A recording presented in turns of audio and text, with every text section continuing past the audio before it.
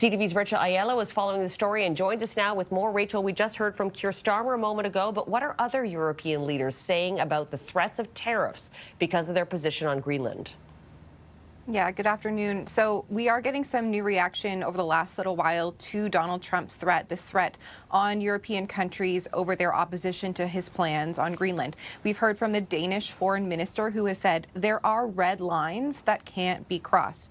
EU's foreign policy chief coming out strongly as well, indicating that Europe, while it is not interested in picking a fight with the United States, will hold our ground. And NATO Secretary General has also commented saying that, amid this talk of a proposed NATO mission happening in Greenland, they are going to continue discussing the importance for the Arctic for collective security. And this is really going to be a piece, this idea of collective security, that will likely be a centerpiece of conversations that are going to be happening at the sidelines of the World Economic Forum over the next few days. We don't yet have confirmation whether Prime Minister Mark Carney and U.S. President Donald Trump will meet one-on-one, if there's any sort of plans for NATO allied countries to get together and have a conversation about what's been going on, this ratcheting up of Trump's rhetoric. But certainly it's going to be front of mind for Mark Carney and even likely play into the subject matter of his keynote speech on Tuesday, which is cooperation in an increasingly challenging world.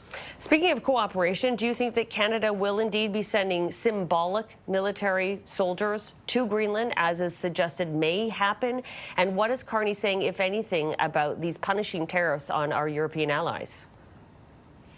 So as of now, we haven't heard anything directly from the Prime Minister on this tariff threat, though he has broadly said that he is concerned about the escalation of the situation involving Trump and Greenland, indicating he would address that head on with Trump if they see each other. To your question of how realistic is it that Canada could join these European countries in sending troops to Greenland, I think what the federal government is having to balance here is the consideration of wanting to stand alongside, shoulder to shoulder with our NATO allies, while being mindful of the unique position Canada's in, not only with the strained relationship we already have with the United States, but given the position Canada's been in the past of Trump putting that 51st state rhetoric, the annexation talk on Canada, there wasn't a cacophony of European allies coming strongly to our defense. I do wonder if that is on the Prime Minister's mind as he's weighing whether Canada would take part. The other risk, of course, would be that would rile the president up more, ratchet up tariffs on Canada in addition.